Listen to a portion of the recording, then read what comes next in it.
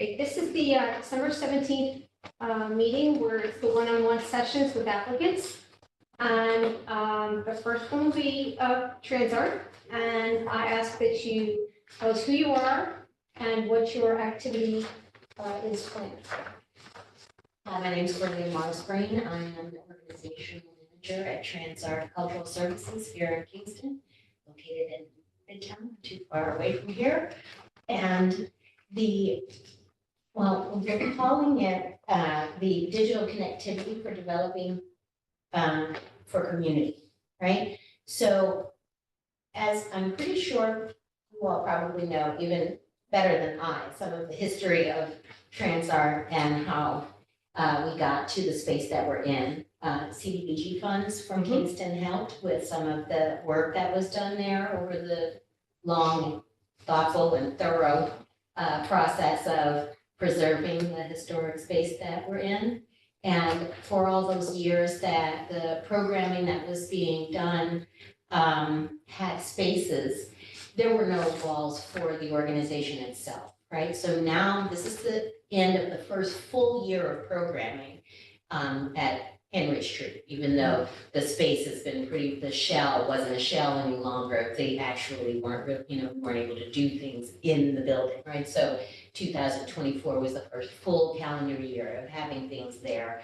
And with that, recognizing some of the opportunities and challenges that come with having a brick and mortar space after all those years of doing work wherever, with whoever and however we could. So it is an ADA compliant space, and that was partially with the help of some of the funds that you gave. And the work that's been done in this past year has proven that not just the need, but the interest of some of the additional work that could be done. So being an organization that just is getting some tangible roots, right, in a space rather than roots in the spirit of things. There's a need for a network, right, like an actual IT network that connects the work that's being done with the community partners and the work that we're hoping to be able to do more of in the space. So with the Kingston Library getting worked on, we're hoping to do some work with them in partnership, doing some more work with youth. There's an existing archive and book repository space that's there, and music as well. So having a listening room, having possibly club sessions there that work for some of the groups that we're partnering with already or collaborating with and would like to deepen our relationships and interactions with.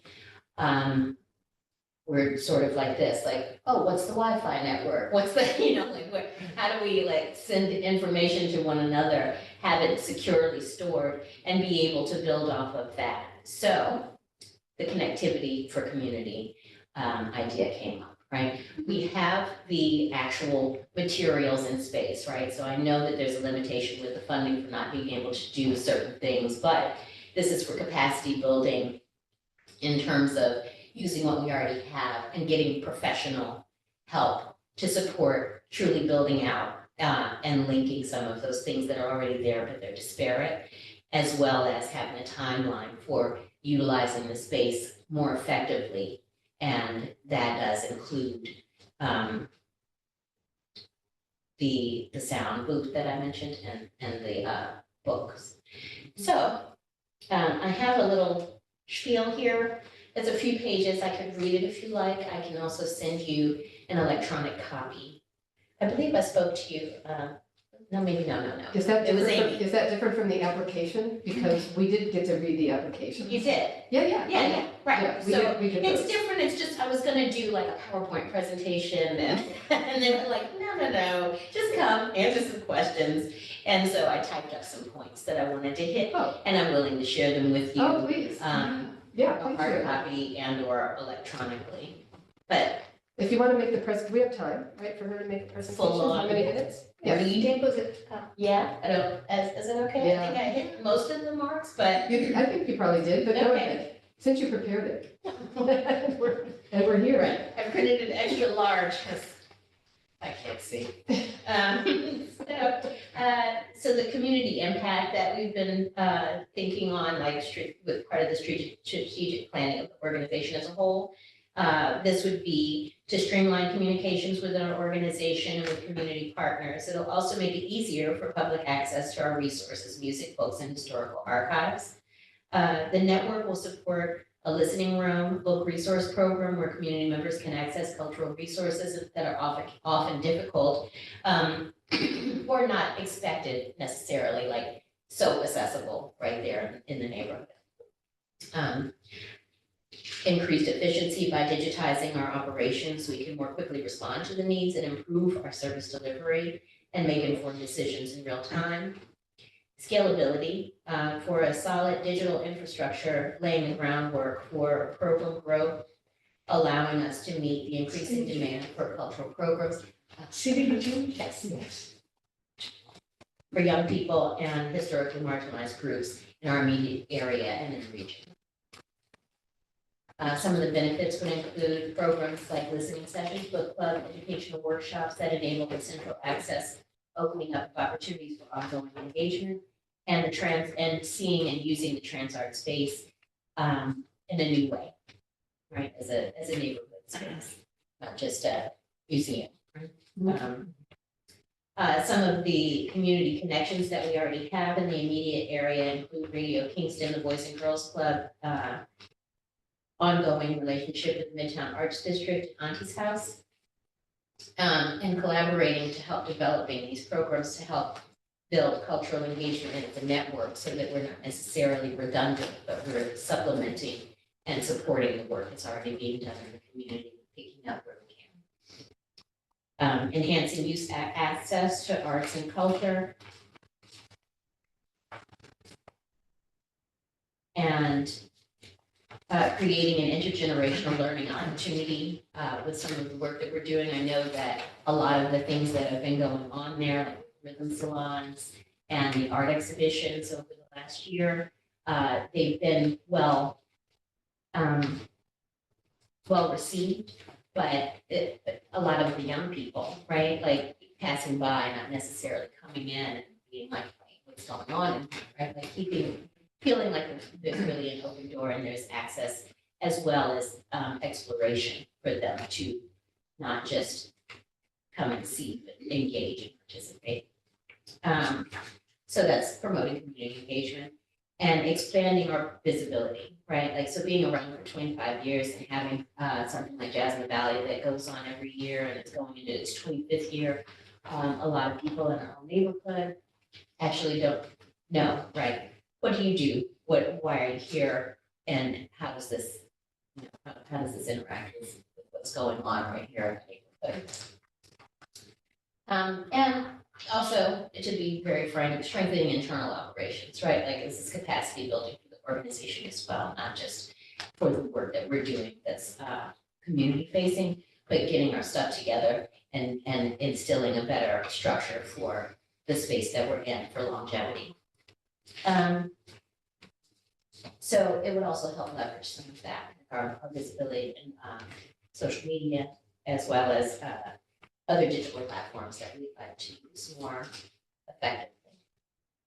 That's pretty much it. The timeline would be like 6 to 8 months, right? Finding someone. We've gone to New Paltz and Marist, talking with students who are not just interested in being interns, but recent grads looking for jobs, right? Who would actually maybe, if right, be able to help out with really pulling that stuff together, someone who's professional, but also from the area. And by the summertime, and having some feedback from our partners, the local community members, about what they want to really interact with, and building up the space to be able to use it. So that's much it. Okay, I mean, I have just a few questions because the grants are very focused and narrow in terms of, what they like to fund. How many people will be served by the project in terms of numbers? I didn't see that in the application, but Yeah, well, it's because it hasn't happened yet, right? Like, so most of the work that's been done over the last year, I'd say the participant numbers are between 500 and 700. I could see that growing, and being actually a lot more easily analyzed by something like this happening, because then we would know not just a head count at a particular event, but the people who actually are on an ongoing basis engaging and getting a bit more of a demographic on where they're from, right? And what their interests are as it pertains to the work that Transart is already doing, as well as some of the opportunities for additional programming. Right, and are there particular programs that will be dedicated to youth? Well, right now, there's some curriculum being developed and some conversations that are going on with the Kingston School District and Poughkeepsie to have young people engage in some cultural arts programming development through educational learning. Yeah, I mean, I think that one question that comes up again, just because of grant parameters, is, so from my understanding, correct me if I'm wrong, but from my understanding, we need the grants to serve, it has to be like 51%, right, just a little bit above half Kingston residents? Yeah, so. Just Yeah. interject first. Yeah, absolutely. So you're asking for funding for IT network. So what direct benefit is going to people who are online? Like, they're gonna be able to come in and have access to Wi-Fi? Yes. Wi-Fi, as well as the resources that we have in terms of the music and the books. And also community space, if they're interested in using those for themselves, their scheduling time, and working with additional programming that we're planning. Okay, so getting back to something that Sarah had asked, in your application, in order for us to be able to fund it, we need to have a number of people that you are expecting to be able to help. I mean, Mhm. so if you tell us 700 people, Mhm. you need to prove to us 700 people at the end. Mhm. So, I mean, and I don't know how you're gonna go about doing that, because you would have to somehow prove that the people who are using it are online. Mhm. Well, I think that part of that would be a lot easier having a network, right? Like knowing who's coming through the door and being able to have a more comprehensive database, right? Right now, we have a sort of like just a correspondence list, right? But being able to pull from that volunteers, students, members of organizations who are utilizing the space regularly for their ongoing local activities, as well as collaborating with us on new programs. Since it hasn't happened yet, that's my sort of broad number based on what I know between, say, the regular monthly things that have happened and then the larger events that have taken place, right? Like between Pinkster, which is in the springtime, the Jazz in the Valley in the summer. This is maybe about half of that. And then how would you, because you have to serve at least 51%, so how will you gather the statistics and the information on who is online that's using the space?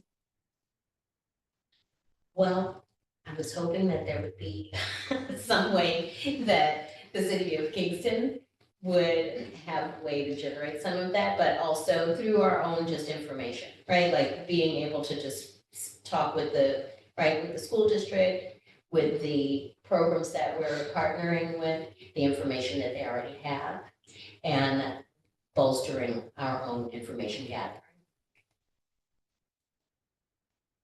But your project in general is targeted to like the general population that comes there, as opposed to being focused on lower middle income. Well, we are in a lower middle income area, right? And so the whole idea is that we are not just sitting in the community, but we are part of the community, we're of the community, and it's open door access to the community that we're there for, not just in a servile way, but as a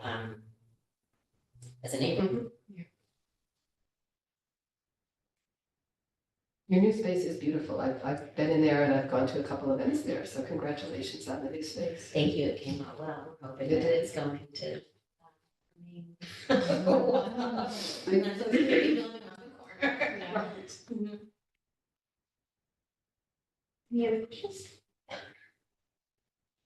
Yeah, I think that so trying to sort of like thread the needles, you do really good programming and understanding, the proposal. So because we have to be able to like figure out, and you already explained like a little bit about the LMI, we can figure out like 51% are LMI and 51% are Kingston residents, not like Ulster, right? That are served by it. And it's an IT network that's going to be like that creates this like open, right?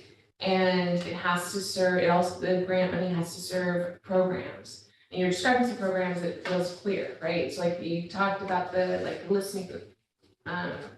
So I imagine that and then also people literally walking into the building, and that creates, we wanted to stamp name on it, we could, not that we should. But like, okay, there's like a sort of like kind of programming, right? In terms of public. So just trying to figure out like how, because it is sort of a quandary, like how can that be documented? And the whole reason why that becomes important is just making sure that we're compliant so we can continue to receive the funding for Kingston. That's sort of the thing we bumped into with different grants. So I think it's okay if you don't have a clear answer right now, but if that's something that you can come back to us with Sure. more, that would be helpful. And when we were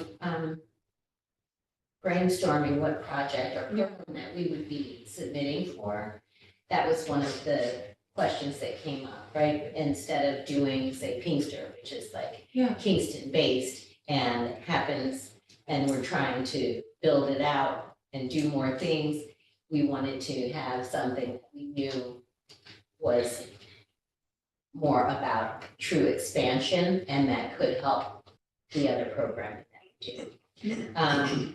So, not to say that it hasn't happened, because it's been thinking rigorous, but I can include some of that, like maybe just an addendum, like not an addendum, but an additional description for how we plan on hitting. Right, and the sort of the specificity of the audiences that are being Yeah. targeted and the numbers just, Mhm. right. Okay. Okay. Anything else? And if anybody has any questions, we'll reach back out to you. Great. It might be some of the other members who aren't here tonight after they watch the video. Okay. I have the information from me directly as well as the office on this, and I'll email it as a PDF, but I can leave it here too. Okay. if you want. Thank you. Shouldn't say. It's, no, it's open to the public. Welcome to if you want. Next up, we have Dan. Hi guys, I'm Dan Whalen, and I'm Executive Director of the Boys and Girls Club of Ulster County. And we're applying for our Hot Shots program. We saw, well, first I'll give you a little background, which I know that you guys are familiar with, but the Boys and Girls Club is located at 139 Greenkill Ave, right in the heart of Midtown. We're still an old school club, which are tough to find these days, $10 a year, which we barely get gotta collect, but doesn't move the needle. We stay true to our original model to make sure that we stay true and that every kid has access to the things that we provide. We're open 2:30 to 8 o'clock weekdays, and we're now open on Saturdays. We've added the Greenkill House to our program, which is the property next door at 127 Greenkill Ave, focused on ages 16 to 25, job placement, college rep, and even just that support system that's not there, because once you turn 18, there's less support systems. We provide a safe place that enables you to strive for their dreams, goals, desires, and stay on track. It's important to know that although Boys and Girls Club is part of a national model, we are all autonomous, right? We're on our own for our programming, we're on our own for our decisions, we're on our own for our funding. There's not much support that comes from up top. In fact, we pay in for our membership fees. So I was talking about our Hot Shot program. We have a new program director, Simone Knox, who has a degree in photography and has been toying around with a camera we had donated, and and we're starting to draw a lot of interest. So that's where we decided this is where we wanted to go. We're always looking for different avenues of which kids can, express themselves as well as find interest. And the goal is to stay on task, is to have something to focus on, and hopefully that we strive into potential careers or college majors. And Simone is someone who's been successful with that, so she'll be able to be over the top, looking at the program and make sure that it stays on track. We're hoping that, as you see in our submission, we talk about like hopefully evolving to the point where kids are using Adobe and using these types of things that can develop into careers in marketing in any fields in the arts, maybe it sparks graphic design. We have a couple of years ago, our design studio, which is a little more fashion oriented or technology oriented, was funded by CDBG, and that's flourishing. So we're trying to develop all these programs, each year that can give kids access to careers and outlets for them. So this is an example of the next one that we're looking to go down. I mean, hopefully we'll be able to have our photography team work with our older member, and maybe they've been doing a lot more social media with letting our members run it and try to get into those types of angles. But we're on a big push as far as our biggest concern, our biggest focus in the club now is of course all the core stuff, right? Our character education, leadership programs, our sports rec as we're young, but where are our kids going when they leave? Are they properly prepared, and do they have a place to come back and look at different avenues? So this is just our next angle we're looking at. So this is a brief synopsis, but if there's anything else, I'm open to any questions or anything about club. Actually, you answered one of my questions, which is who is going to be teaching? Yes. Simone has a degree of swimming loopholes in photography. Pardon? She has a photography. degree in swimming loopholes. So basically, the staff is the education. You could be overseeing the most to make sure that we stay on. We may need additional people or other resources, right, which will be part of this, but at least we have someone that we know is a professional in the field that can guide that person. And I would say now the Center for Photography at Woodstock has just opened, or is opening on January 18th. Yes, they stopped by. We plan on working with them. Simone's. They have a lot of photographers associated with that. Yes, they were at the Green House the other day. Oh, nice. Yeah. And it looked like you said about 65 or 75 teens are going to be part of this program. Yeah, the thing that's yes. We had 140 kids at club last week. 140 different kids. Wow. So we have the pool. The number grows with the interest level, Right. as it goes. It's doing different. In the summer, we might have one group of kids, right? We have a completely different group in the fall. Some of them that are football season aren't there. Basketball seasons now, our kids are, a lot in and out. So there's ebbs and flows to it. What we do with our programs, we have to figure out what works for the kids, right? It's not Of about what course. we want, we have to meet them where Right. they are. This might end up being something that is better on a workshop piece, right? Hey, we know that we're gonna do workshops the first week of the month, or or we go on trips another week. Whereas some programs end up working out, hey, we know Friday at 2:00 we do this program. So that's where the ebb and flow of kids are, as well as Right. what the structure is. Club is dropping, so especially with the I teens, see. they might come Monday, one week they can come 5 days, one week they can come 4 days, or one day. And are there certain days, since it's dropped in, are there certain days where you see more kids coming for who knows what, they don't have activities at school or whatever? Yeah, when there's a Just really basketball happens. game. When there's a basketball game, we're empty. Yeah, Ebbs and flows. Younger kids on days off, parents need to go to work, kids need a place to go. Our weekends have been good because there's less available to them. But our biggest flow, which is probably a switch from a while ago, like when I was young, Mhm. was we're more busy on school days than we are on off school days. Because the high school brings so many kids 3 blocks, 4, whatever, from the club, walkable, that when those resources aren't there, it's harder to get there for them, but also Interesting. they can hang out on their phone. They don't move. This generation doesn't get up, they don't move as much as they do. It's just true. So when they're up at school and moving, we tend to be busier. Oh, that's interesting. Yeah, an interesting project you might want to look at. Seeing this was reminding me of a friend of mine ran a program in Newburgh called the Newburgh Community Photo Project, and was involving kids in basically sort of documenting their lives. and they would, show the photographs. The kids got very engaged Yeah. in it, and you're right, they do, it's a skill that they can learn, that they can use in whatever career they might want to go into, because photography is at the basis of so many things now.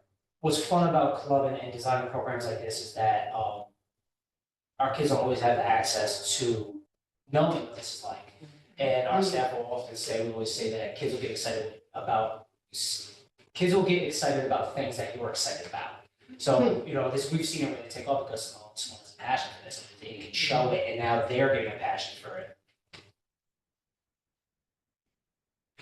Okay. Yeah, I don't have any additional questions.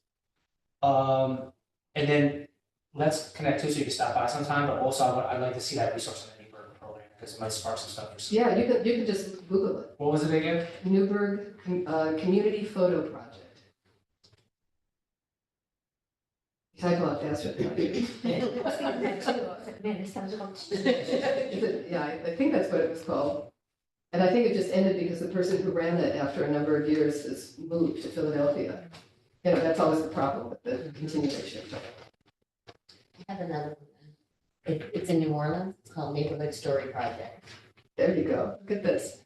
Well, this research. That's also why it's good. So glad people showed up. Yeah, when people stay, there's. There's young people who are doing awesome stories. You said neighborhood. Neighborhood Story Project. Awesome, thank you. Okay. Thank you, everyone. I got it. You got it right. I'm gonna take that to the next. Yeah. You don't want to stay? Thank you both for coming. Yeah, one more. I'm just gonna move up the stairs, because I felt like. I'm here. You married? I am, And Is it us? This give it away. sorry.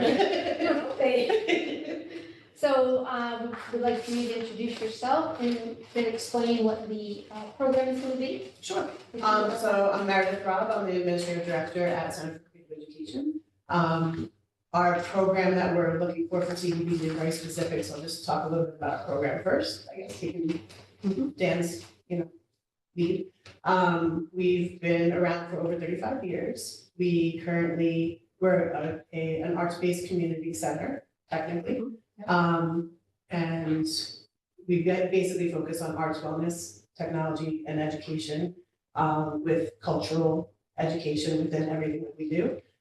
We have a preschool during the day for 3 to 5 year olds, and then immediately transition and get youth from area high school, junior, middle schools, and elementary schools that come in for our Find the Fun after school program.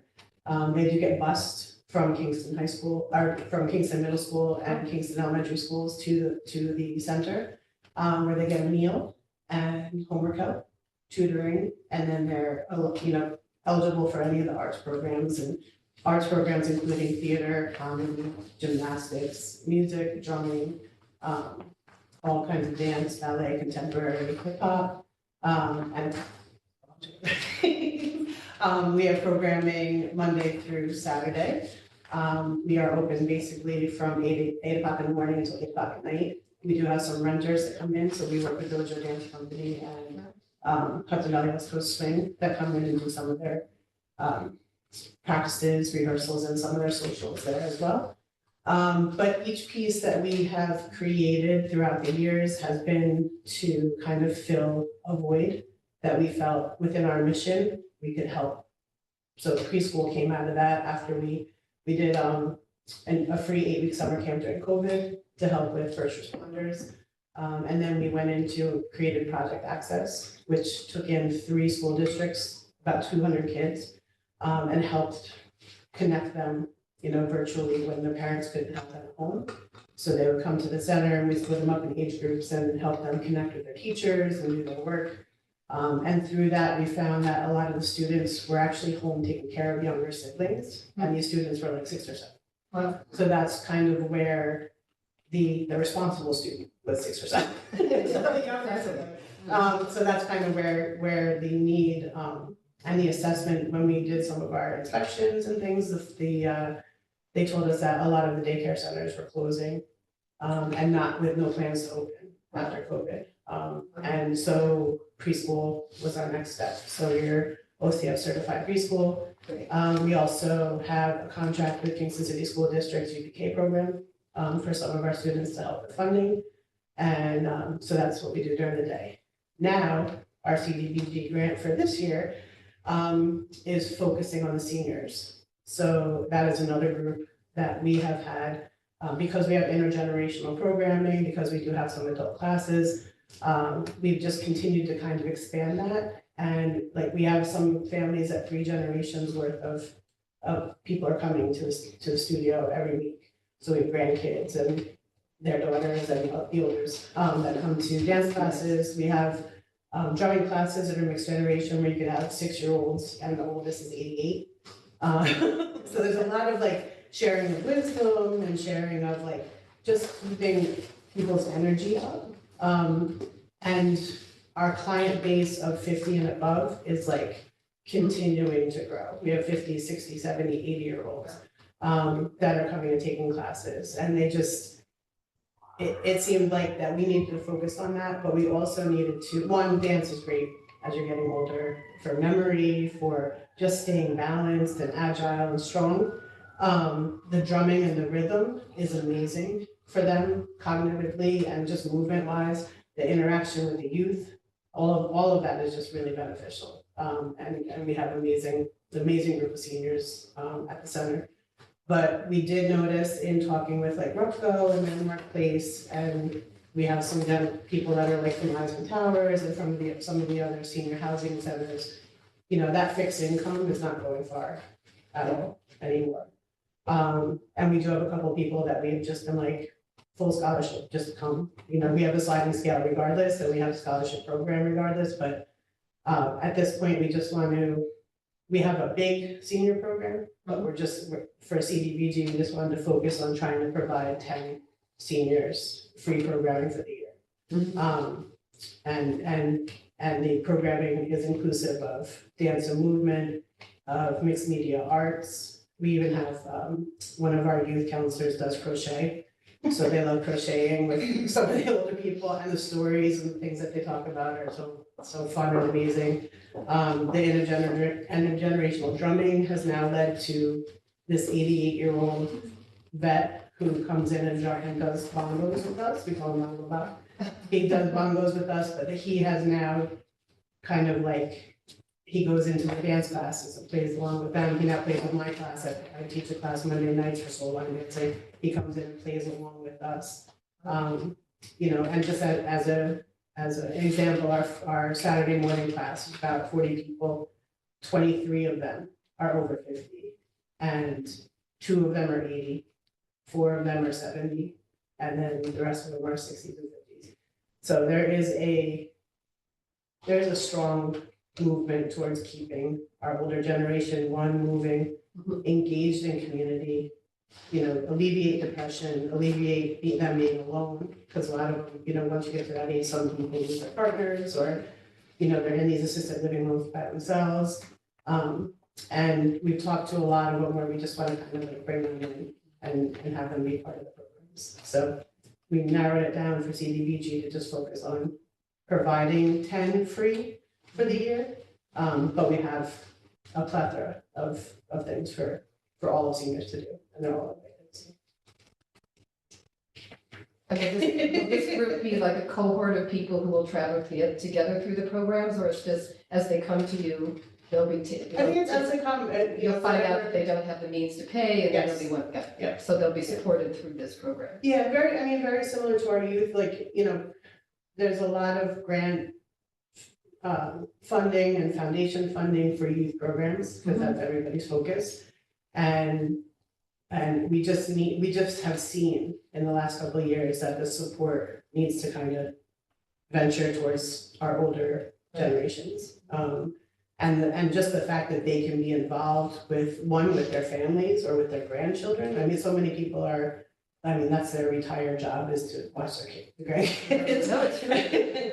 They can actually not just like, you know, go drop them off or have them come home, but they can actually go do something together.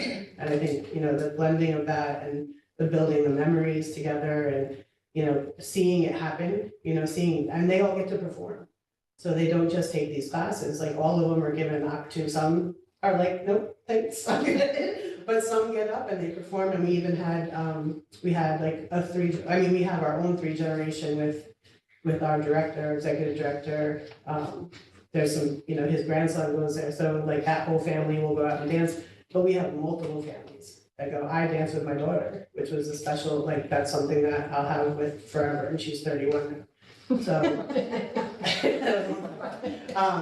But now we have 3 generations where we have the grandmother, the mother, and her son and her daughter, who all perform in a recital together, and that's not an experience that's, that's a special experience, so. We just encourage all ages. So we say 3, and our oldest right now is 88. Wow. Lovely. It's fun, it's amazing, like to go, to walk in and see like an 8-year-old or 7-year-old playing chess with like a 60-year-old, and the conversations they have are like the funniest thing. And sometimes the 7-year-olds sound older.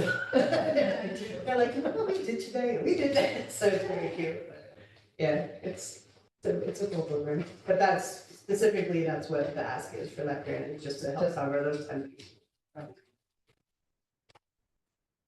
And most of the people who come into your center, people who live in that immediate community?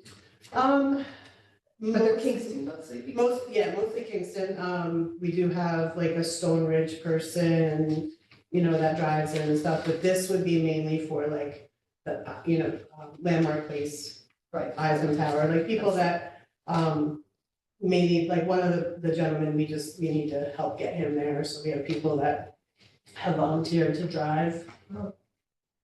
Some of the seniors, so that if they can't get there or we can't arrange transportation, they volunteer to go, kind of give them a ride and stuff, just to make sure that they can get there. Mhm. Especially when some of the classes are in the dark and some older people can't drive in the dark. Right, that brings back to a question Yeah. in terms of, if there, especially if during the day, there's so much that's focused on, like there's no preschool Yep. and school and homework help. That pushes the schedule a little later. Yep. And like right now, it's dark like around 4:30. Yep, absolutely. So We do make sure have, they've got access. we do have the Kingston Pop-Up Shop is also ours. So we do have that space available sometimes during the day, so we do programming during the day. We can't have people in the school part, during school, just for regulations, but we can have them in the pop-up, so they've done sip and paints, they've done things like that, it's all windows, it's very bright. So anything extra that we can do during the day, we do, because we understand that that's an issue. Nighttime travel for older people is very much an issue, so. But there's like 11 evening and weekend day programs right now, and we'd love to expand that, and that can expand into that area as well. And if there is some focus on this and there is some kind of funding behind it, we'd like to continue to expand it into, even more of an adult senior community center type atmosphere in another space. So. You mentioned that there's someone that, says that it's 88, and I see here, is there ages, so like the current group in the proposal is just describes 50 to 86, there isn't like a cap? No, Going on. it's so fun. I like to be like, Yeah. 3 to 103, Yeah. Yeah, there's absolutely no cap. And we're ADA compliant, so there's no restrictions. We have a woman that comes in, in a walker. She's one of the 80-year-olds as well, that lives on a fixed income, affordable housing. Yeah. Apartment. And she comes down and she takes movement classes with her walker and does her thing. And we welcome her. She's one of the ones that we just were like, just come free. You're fine. Just come. We just want you in it, around it, moving, and she's beautiful. She's there every week. So. Not always on the right days, but and she's a beautiful woman. So it's there's no cap, there's no restrictions, there's no all or welcome. Thank you. Okay. Thank I you. gotta work with someone. Good luck, everybody. And now, Have a good evening. Bye. Have a good UIDN? Thank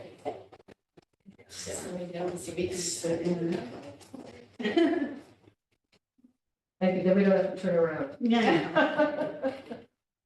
We'll just ask that you introduce yourself and then your organization and what your application is for.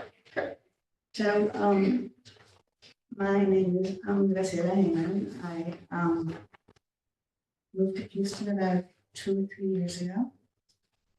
And previously I ran a social services and advocacy organization for Hispanics in Westchester County for 25 years. So, and then I retired, and then I had to get out of retirement because of all the stuff that's going on. And so I'm currently the secretary. You move up quickly in this organization. And UIDN, I think, was started in 2017 as a way to help people deal with the previous Trump administration's draconian sort of measures against immigrants. And basically, it's mostly it's got 70 plus volunteers who are very committed and, run different programs.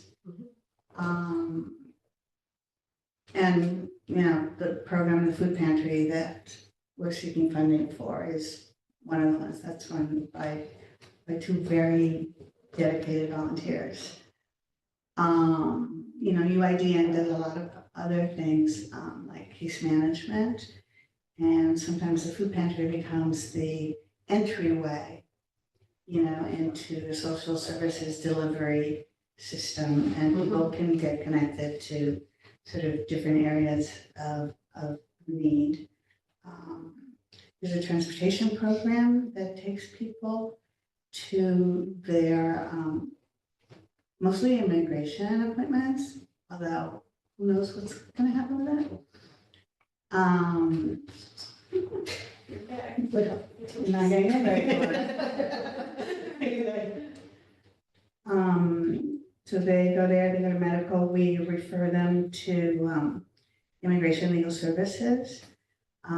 There's a rental assistance and a utility assistance program. And I'm really like blown away at the collaborative nature of Ulster County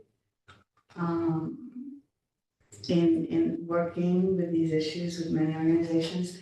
Another thing that I love that UIDN did is they started a worker cleaning cooperative. Eco cleaning, I should say too. And that's really sort of empowering people to sort of start and own their own businesses.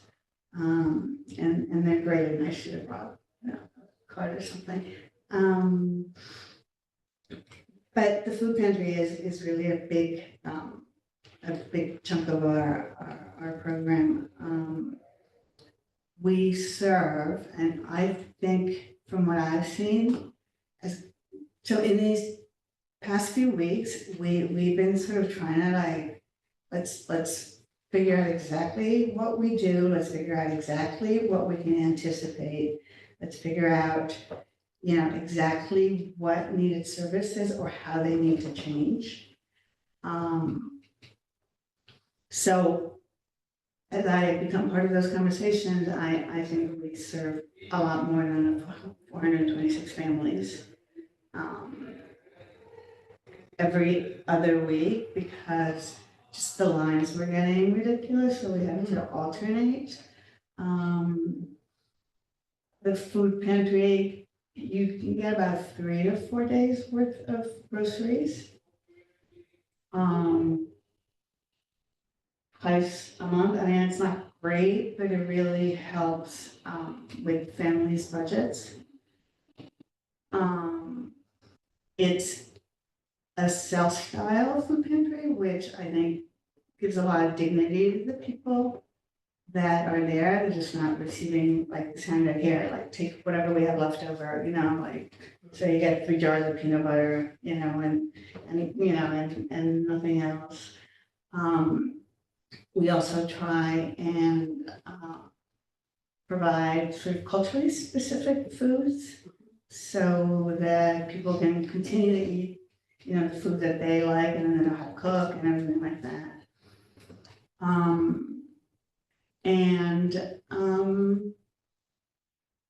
Let's see what else. One of my first tasks as a volunteer pre-guardian was to go down the line and take down people's data and take down their income. And they are very low income. We know we're serving a population that needs it. It helps stretch the budgets for the family.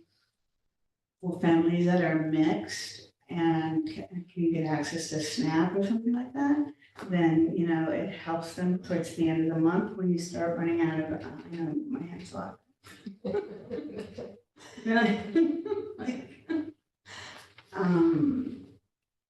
So it's every Wednesday, it's from 4 to 6, the volunteers set up. Whenever possible, we bring fresh fruits and vegetables. There's always eggs and chicken, and that's where you'll find eggs are really expensive these days.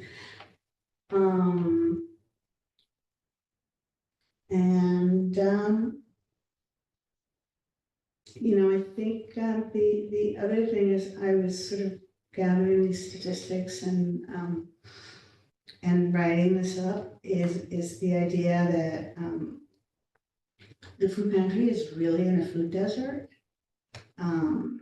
in Kingston, and I think the consolidated plan alludes to that. We're like right like one block out of Midtown.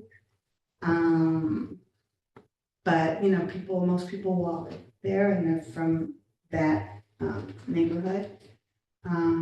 Another thing that I thought was interesting was that, Kingston, I think, has a poverty rate of 17 or 18%, 18.4. But 44% of families, of Hispanic families, are low income. And not because they're not working.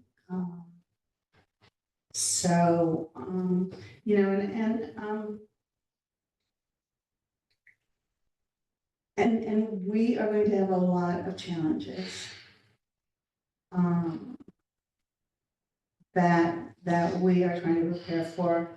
The leads of the food pantry are trying to look, and we've already reached out to different models, because the last thing you want to do is have a parking lot of sitting ducks for ICE to come. So whether we go back to the COVID model, we really are looking at everything.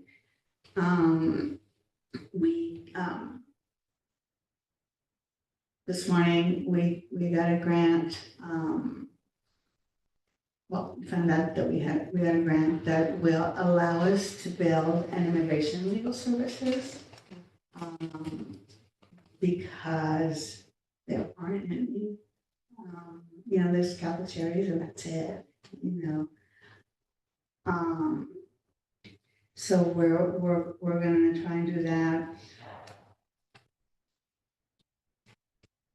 It'll become clearer as the administration rolls out its strategy, But they have said that they're gonna separate, children from families.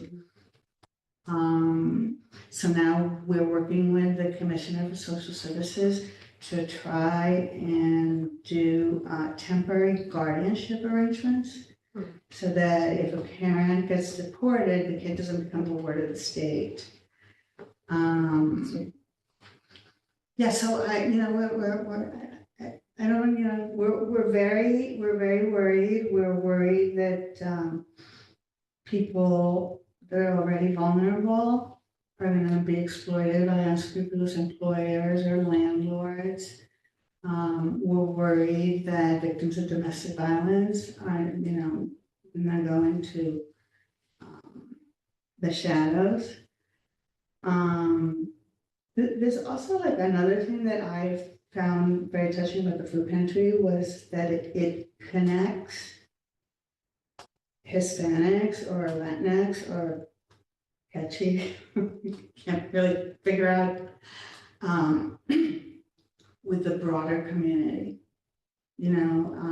They're day, week in and week out, and they start forming friendships and alliances. And I think that's very important because it's not, in a lot of places, the immigrant population, it's like a tale of two cities. They live in different places. These guys, they know people and they know how to, where to go to help, and then they have case managers that connects them. I don't know what else I can tell you. I mean, it is definitely a moving target right now. And we have all these meetings all the time with various scenarios. I'm trying to we have a great sheriff in Ulster County that won't collaborate with ICE for enforcement unless there's a criminal. So he's been really great. But we have a lot of other police departments that are local that, we need to do some work on. So we don't know if household income is gonna go down further if one of the family member gets deported.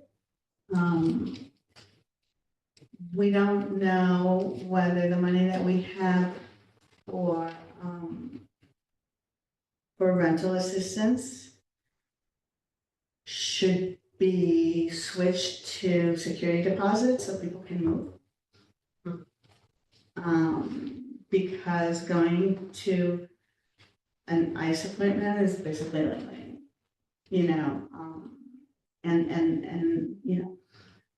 we're preparing, and we're working with the schools even to do the guardianship arrangements. So that the parents have some sense of sort of less anxiety and the kids have less anxiety. We're trying to bring social workers into these Know Your Rights, how to make a family safety plan. So we're, I think we're getting trained in, I think 3 of our members went to a training by the New York Immigration Coalition. We're also joining sort of networks and because I was in Westchester for so long and I worked with a lot of food pantries, like we're all kind of brainstorming, like how do we keep the food flowing and minimize the danger to people. I mean, there's no doubt that there's a huge need that, you're serving. in the range of programs, because actually, I don't think I was familiar with as much of the spectrum of programs that you do, which is, that's really wonderful, especially some of the ones that you're developing right now. Yeah. And like, it's checking all the boxes in terms of Kingston. Yeah. And. And low income and. Absolutely. The one question that I have that I was just skimming back through the proposal that you sent is, because we're trying to sort of look at, funding, now it is increased, so that, last year we did Yeah, talk more. about, no, not that we have more money. Oh. So last year, one of the things that the committee decided was that we wanted to be more clear about expectations of like how many years of funding for a program. And also be more clear about, because the grant money is earmarked by HUD for expanded programming, significantly expanded programming, or new programming, so we tried to like sort of quantify that a little bit to make it easier for applicants and also make it easier for like, Yeah. how do we decide between all of Right, the priorities that exist in the community.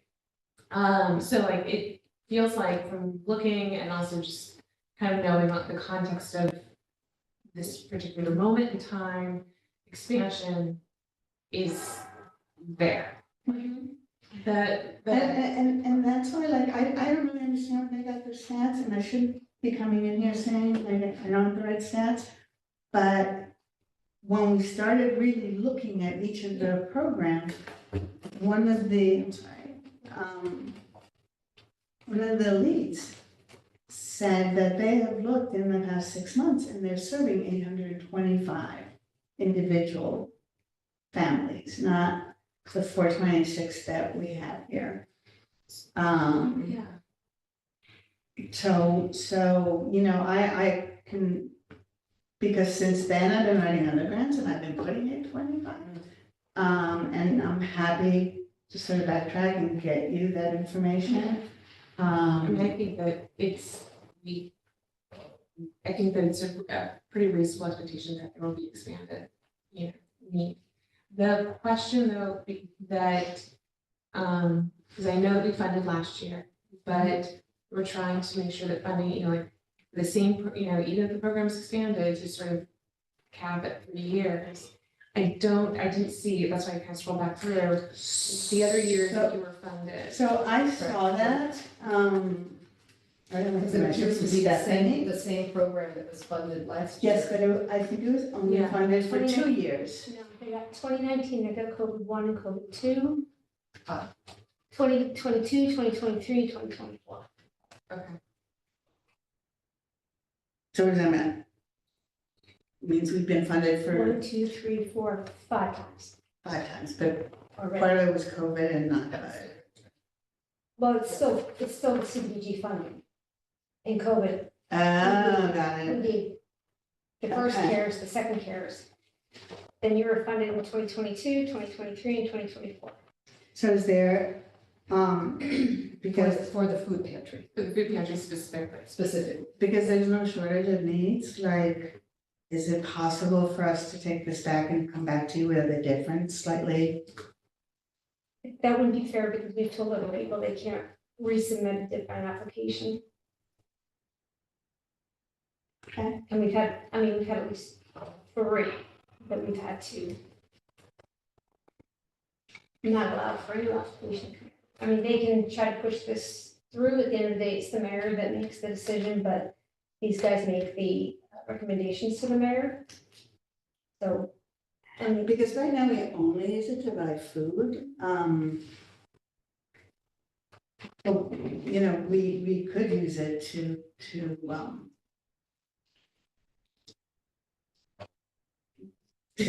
support the operation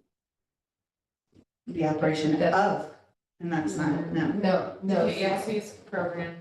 Yeah, but They're very narrow in Yeah. what they fund. It's sort of programs only, not general operating, and programs that are new or an expansion of an existing program, and this is the same program. Yeah, that's our concern, it's just, And there's no, I don't know if I can even say this word in English, exigency, is that a word? Like, real emergency? Like this I don't think population really knows really? CDBG, the guidelines more than Well, we do. but- Yeah. So the idea of CDBG funding is seed money. Like it's only supposed to happen a couple times to get people up and running. And every year, it's supposed to be a new program or significantly expanded. I'm not saying it's not significantly expanded, but this will be the 6th year of the same program. Even though it could be significantly expanded. Right. It's still the same program. I understand what you're saying, but it's still the same program. So do you have any suggestions? I don't, other than if you apply next year to have a different program that you want to have funded. I don't have a final say in this. These are just the HUD guidelines that we have to follow.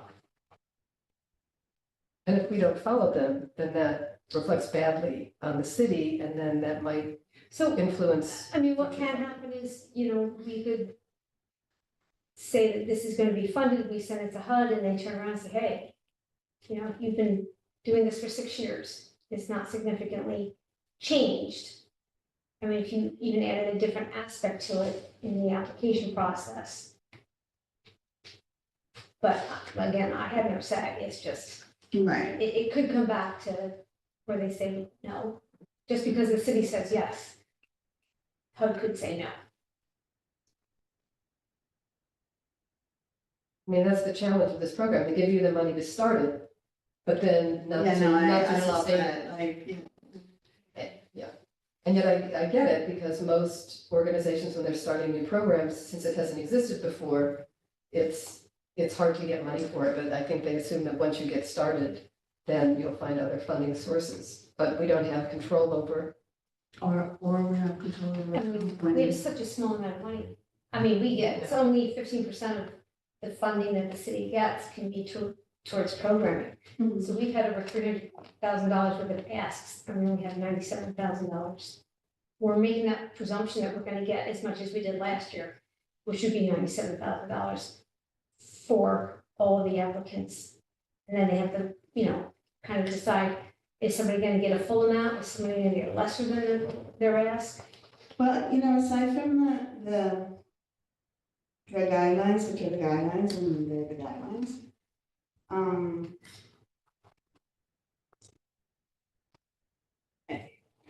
It just feels like there's a moral imperative here. To try and figure out how to help. And I could see like even now, like even the people that have SNAP or the people that have the kids that have health insurance are just not gonna start not renewing that.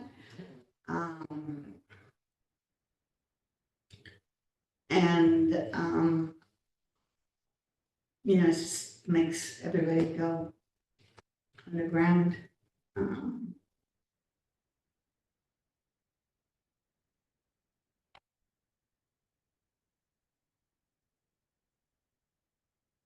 Go read those guidelines. I think our hope is that there are some there are private foundations out there in the world that are gonna see what's going Oh, on. we're And trying. divert their funding towards these kinds of I mean, programs. we're really, really trying, we went to Ulster County and got some money for food and for legal services, and then, So I don't think there's a debate around like this is a necessary service for residents. yeah. For a significant population. Mhm. So, So even if it's greatly expanded, like even if I can find, because I think there are foreign Okay. families missing here, it just wouldn't, because it's the same program. Well, it's disheartening. It's a frustrating program in some ways, CDBG, because they set their, I mean, I'm not saying you wouldn't get funded, I'm saying if you don't, that's going to be The reason. the reason why. I mean, they're federal guidelines, we don't write them. Right, that's why I'm gonna go look at them, find a loophole. And there's a It's like this, What, the the book you have? book of guidelines. Oh, believe me, I'm doing that, I'm doing consolidated plans for a really long time, I've been,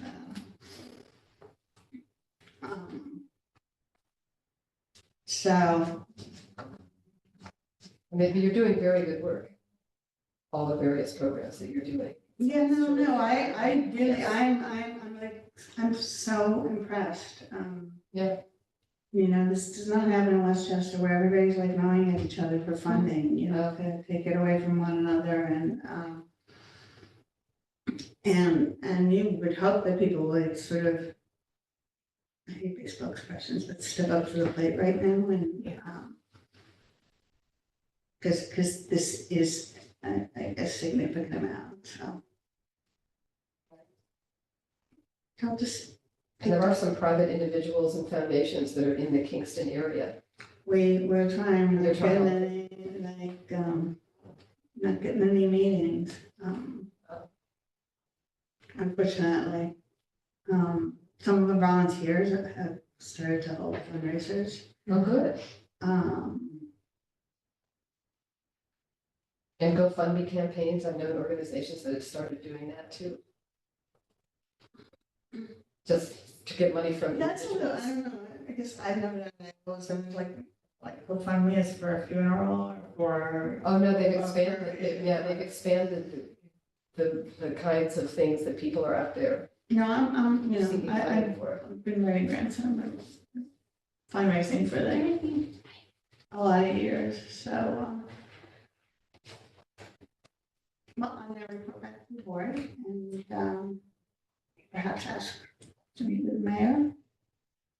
In her Okay. case, Yeah, I mean, this is gonna go on until at least the middle of January before they do their recommendations and then go to the mayor. Because we have a lot of other applicants who were. Oh, okay. Yeah, yeah, so it's not just tonight, it's right. well, good, so we can go now and then we can go later. So. So is it time for our next applicant? I don't know, we're on a schedule. Yep, it is. Out for 6:15. Oh. 6:15, okay. Yeah, you were 6:15, so 6:30 is, it's now 6:38, so 6:30 is Clinton Avenue United Methodist Church. Anyway, Martha, you let me in hearing about all the great things you're What's your doing. Sarah. Sarah? Nice to meet you. Jan? Mandy. Mandy. Mandy? Oh, nice meeting all of you. Thank you for listening.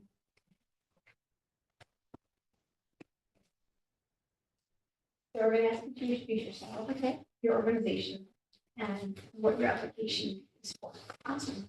So my name's Jean Taylor.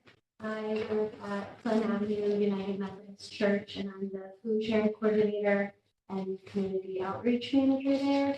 So I started with the Blue Fridge, and now that's really kind of has a life of its own.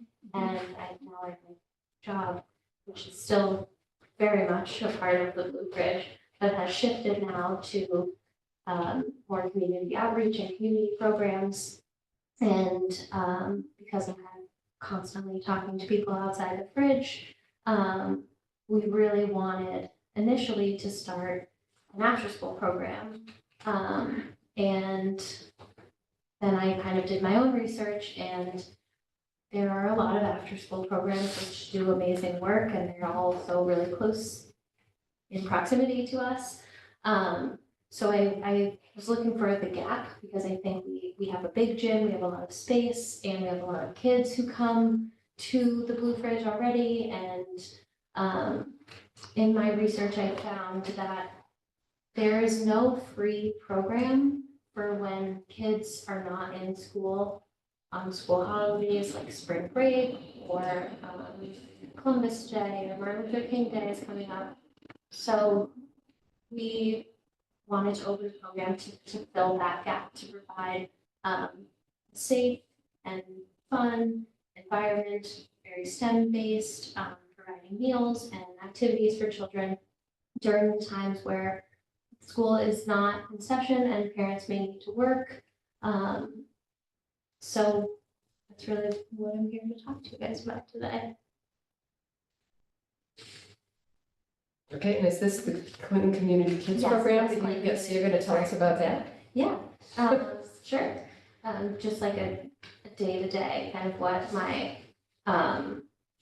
schedule would be. Yes, I have, right now, I have a couple people who are willing to volunteer time to a like initiative that we're calling Community Heroes. So people coming in and talking about what makes Kingston Kingston, and a lot of business owners and other community activists just coming in. That's a big portion of kind of what our goal is, to create this sense of community in our Clinton Kids program. And then a lot of it would be STEM-based, doing homework activities, doing games. It's geared towards elementary school age children. Right now, we also work with an organization called One Strike Fitness, and they do a lot of anti-bullying campaigns. So they want to volunteer their time as well. And we would have snack, and we would also have lunch there. And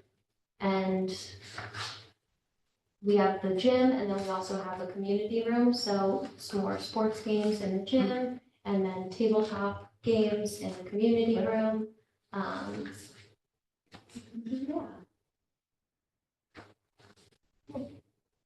See the schedule. what, oh, you're looking, yeah, you see the schedule, yes.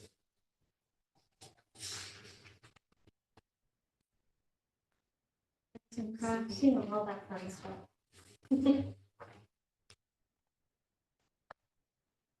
Right, and how many people, or how many kids will you be working with? About That's 30 kids. About 30 kids? Yeah. Okay. I hope that grows, but for now, I think that's a realistic number.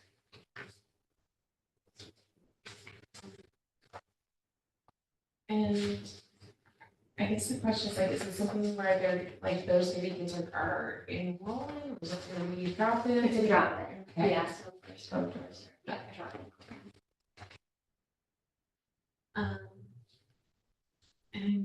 And maybe I'm missing, like, how many holidays do you, I mean, 'cause there's like, I suppose there's like break, Right, yeah. and I taught in public school, but like, Right, there's, I believe the number is 24 days off from school. And so our idea is that I have like a dream of running an after-school program, but it's a lot of money and resources, and it's expensive. And so we wanted to provide that good quality care for those days that kids are not in school. So like really do something that's small but done very well in that time frame. you did hear how much we're anticipating getting. Mhm. And looking at your ask, it's a little over 18,000. Would you, if you didn't receive the full amount, would you still run it, would you reduce it, or like, would you reduce your numbers, like, what, how would that? I would anticipate that we would either need more volunteers to run the program, which could possibly potentially work because it isn't a full-time thing. It's just, you know, a few days out of the year. And I think I do have some wiggle room. But those are just the numbers that I crunched based on the items that we would need, and then to have the hands to run it.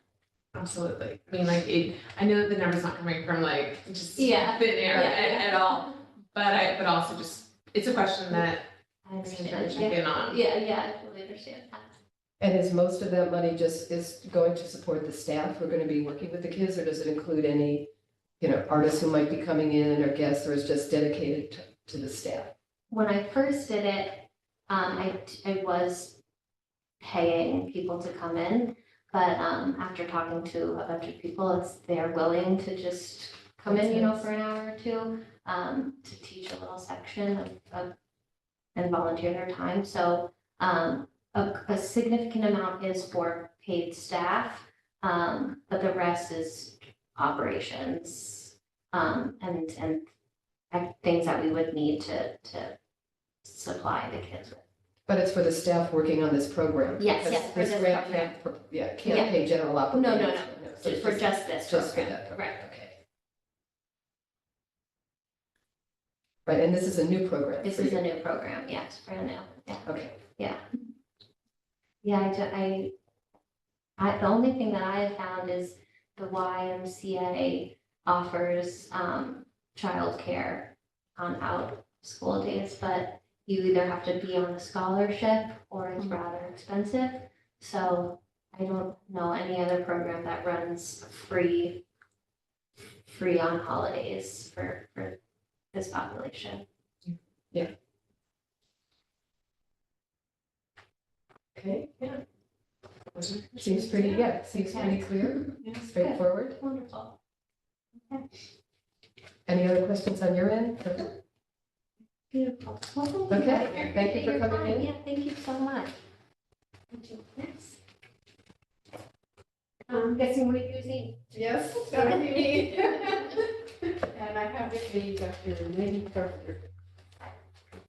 Good luck. Nice to meet you. Wow, it's not gonna be easy choices for you. No, It never it is. I mean, you want to fund everybody because all the programs that people are doing are terrific.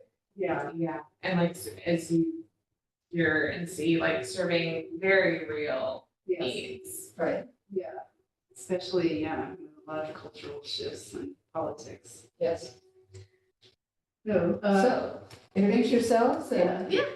I'll just say I'm Amy Gardner. I'm the Go Positive Festival. I'm the operations director, so I handle a lot of the finances and the programming and the planning.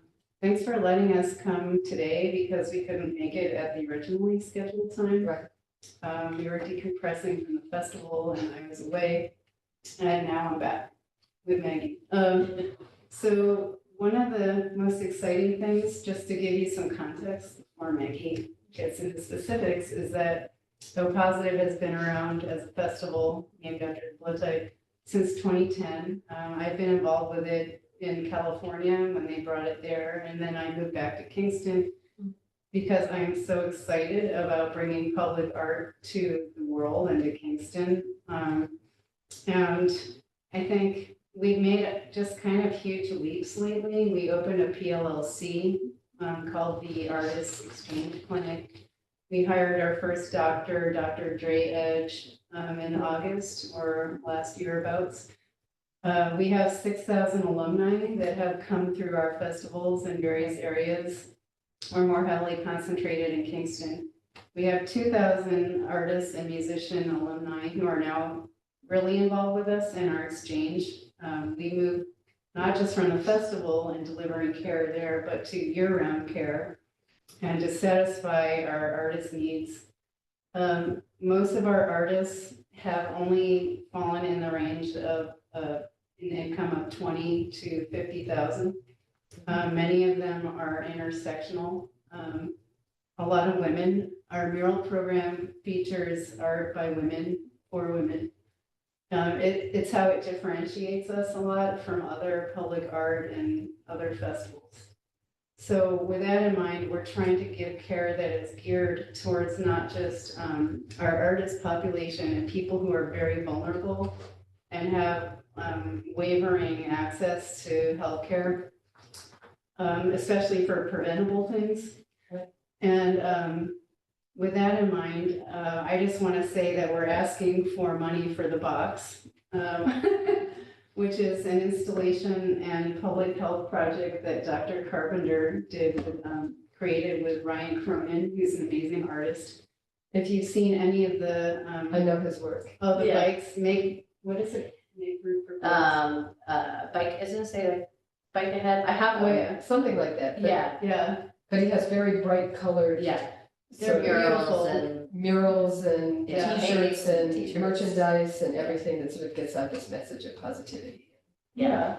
Yeah. And he and I, so I started Go back in 2014, when I was in Ethiopia and realized they didn't even do any cervical cancer prevention. And it was mainly sort of focused on working in Africa and Haiti, and then read about the increase in cervical cancer in the United States. And so was talking about O positive and how like a lot of artists don't have access to healthcare, and so they need cervical cancer testing. And we said, well, we need a place where they can go get their test.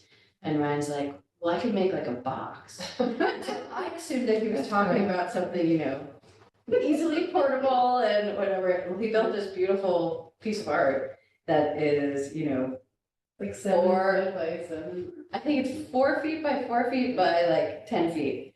And it weighs a ton. I bet. Somehow he's able to maneuver it himself, but otherwise it takes like 4 or 5 people. We call him the Egyptian because he can like put rollers and move things around.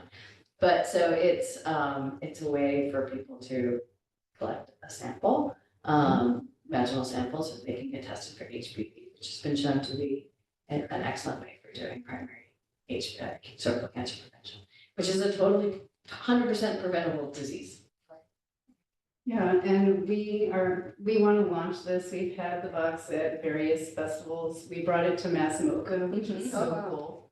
Great. It's an art installation, but it also makes it fun and demystifies a little bit about how you can collect a sample, how you can advocate for yourself to get care for a preventable disease. And I took part in that. And it's just really a beautiful thing because it's where public art and medicine intersect, which is what a positive is about. And we are hoping, it's about a $30,000 project because of the costs that Maggie was talking about, like moving it, the lab work that's needed for it. And what we would like to do, we have some funding already from NOVO through Tides Foundation and such. However, we have never really launched this in a sort of formal capacity, and we would love to do that because people interact with it at our festival.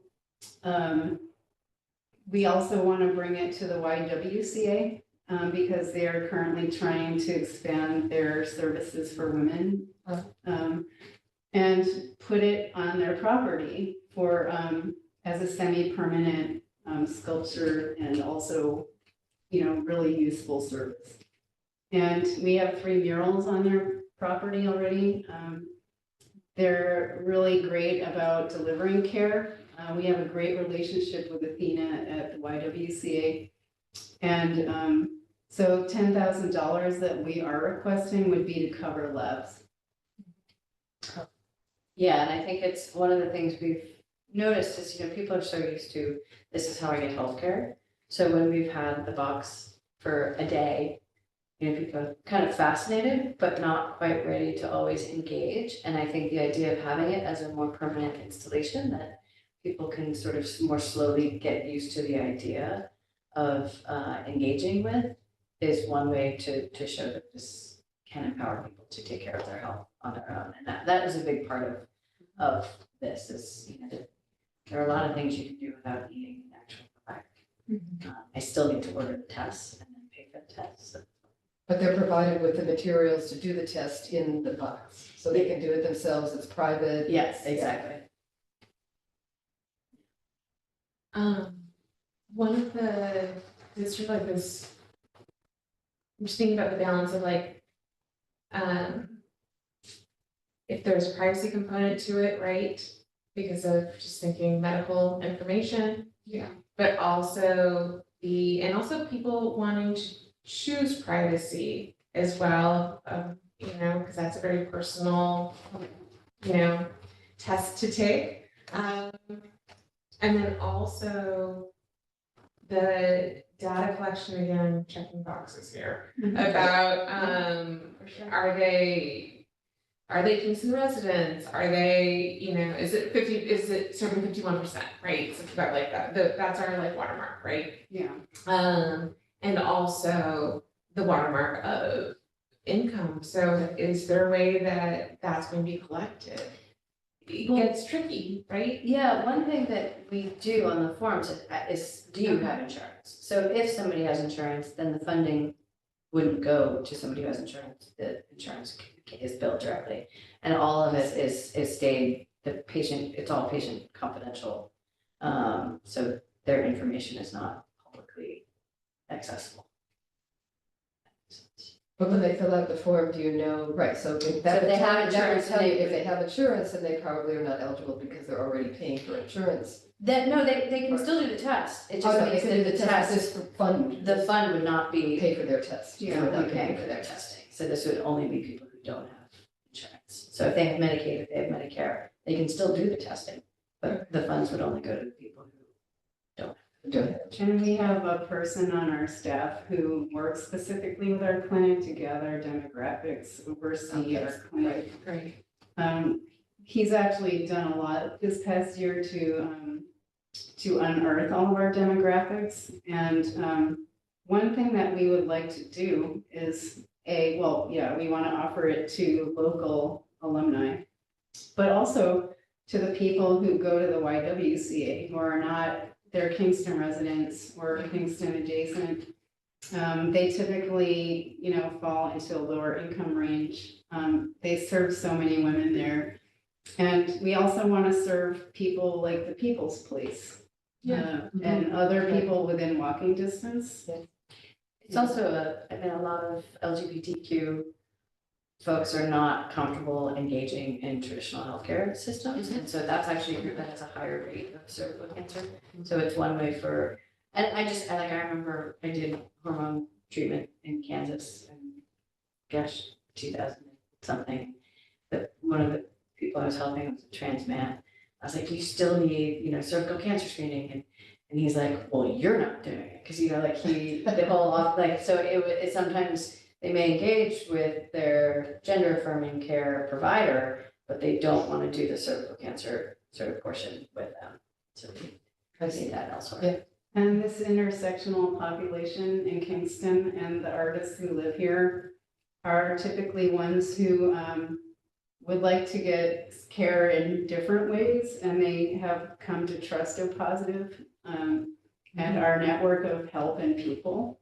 So I think it's kind of a clever way of addressing that and bringing in like a hugely intersectional in need population. And how long would it be installed?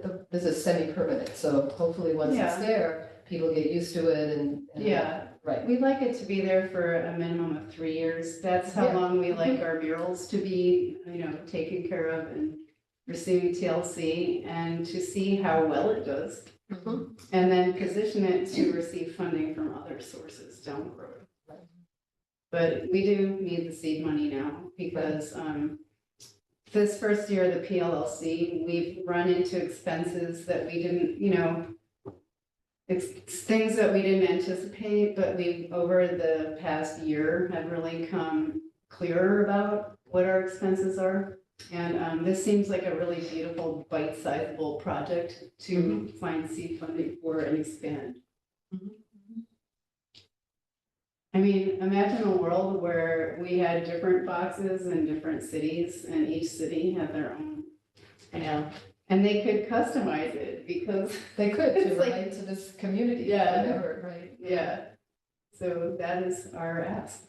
Okay, Any questions? So part of what you need to do if you get funded is, we need to have their names, their addresses. LMI, they can either self-certify, but there has to be some sort of proof to show that they're LMI, I could walk and be like, hey, I'm LMI. What is LMI? Low Lower middle middle income. income. Okay, sorry, I'm not great with acronyms. So then, you would also need to, we would need to know not just LMI, but are they, low income, extremely low income, and we have, a sliding scale that we will share with you to let you know what it is that you need to get information for, and then we would need to know race, this is all stuff that we have to supply HUD with. For reporting? Yeah. Yeah. And to make sure that it qualifies, so that's where you have to be able to prove it's 51% of the people, City of Kingston, 51% of the people have to be LMI. And how many tests do you think that the $10,000 covers? I think we had guesstimated at our best 208 or so. Actually, Yeah, 208 at $48 a test. I'm curious about the names because that does run into some issues. the privacy issues. Yeah, with the- Privacy yeah. issues. Do you need names? Initial, like, No, I mean, just like when we provide programming for the schools and the kids, we still have to have their names. but So- if it's a national program, they're gonna have to follow HIPAA But this is privacy. where it's gonna get tricky because I don't think anybody's ever tried to do this before. So now that I have more information, I'll speak to my HUD rep tomorrow Okay. That would be great. because there's, I mean, I can't guarantee that it No, will happen. no, because, We wouldn't expect. I mean, we have to supply the information. Got it. Yeah, that's understandable. So, I mean, it's not like that there's, I report to HUD, but it's not like I put out this report that says, oh, Jane Doe came in and it's like, that kind of a list doesn't get generated for the public. That's just, we need to have that for HUD. Gotcha. No, but even giving it to HUD is considered a breach of patient confidentiality. I understand that, but that's why I'm saying I'm not sure that we can fund it because of that. Yeah, okay, well, that would make sense. I really like the program. I'm hoping that we have everything, yeah. Yeah. No, I mean, I don't disagree, I just, Well, just so we'll you find know. some way, Yeah, don't worry about us, we're very resourceful. Well, I think we can have, the other thing would be to have people sign a consent. Yeah. That's gonna be, I mean, they already signed one consent All right. for, which is HIPAA. It'd be another one that says, that they realize that this is part of, but it would be great if it could have like initials and not, Yeah, I never really, as a I'll have doctor, to I ask never because release it's not something that patient we've names. done before. yeah, I can I imagine mean, that. We're not very conventional. So I wouldn't expect you all to like be able to fit into pretzel shapes to me, but, let's see what we can do. If we can figure out, And at least the government wouldn't need to know the results of any of the tests. It Oh, would no. just be a name. Yeah, we and- don't need any of that, we No. just. yeah, So maybe, I don't know if that fits into, Yeah, it's like really clear. Well, I mean, It's more on the other side of that, there's but wiggle the thing room. is, even if you give initials, we still need to have a physical address. okay. Well, we will have physical addresses because I need to give them results, so. We do, we collect the name and addresses and demographic information that you're talking about, it's just. like, who you release it You to. release it, Yes, yeah. that's right. It's not something that, we typically do. I'd be honest with you, my rep is not like responsive right away, so it might be like Monday or Tuesday before I find out.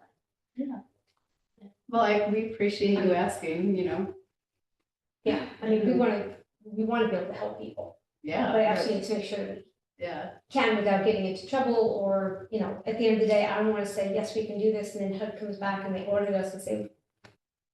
Cause then in theory, you'd have to pay the money back. Right. If, that would if, be fun. if it wasn't allocated, so I I just know. Okay. wanna make sure. Gotcha. Understandable. Yeah.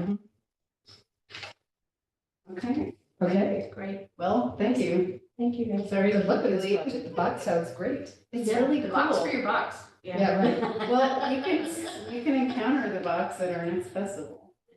So, Okay, I'll look forward to it. October 11th or something, whatever Columbus Day weekend is. Right. Yeah.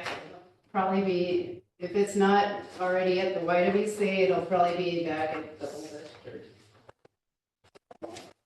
Okay. Thank you very much. Thank you for coming in and talking to us. Yeah, that was really nice. Okay. You're done. We did it. We did that. No, but you guys are done, right? Yeah. Yeah, I guess so. There's nobody else here, right? We're done. Okay. Right. We'll let you Thank you. talk amongst We'll yourselves. end the meeting. Yes. Guys, you good? End the meeting? I think, yeah, we can end the meeting. The public meeting is over.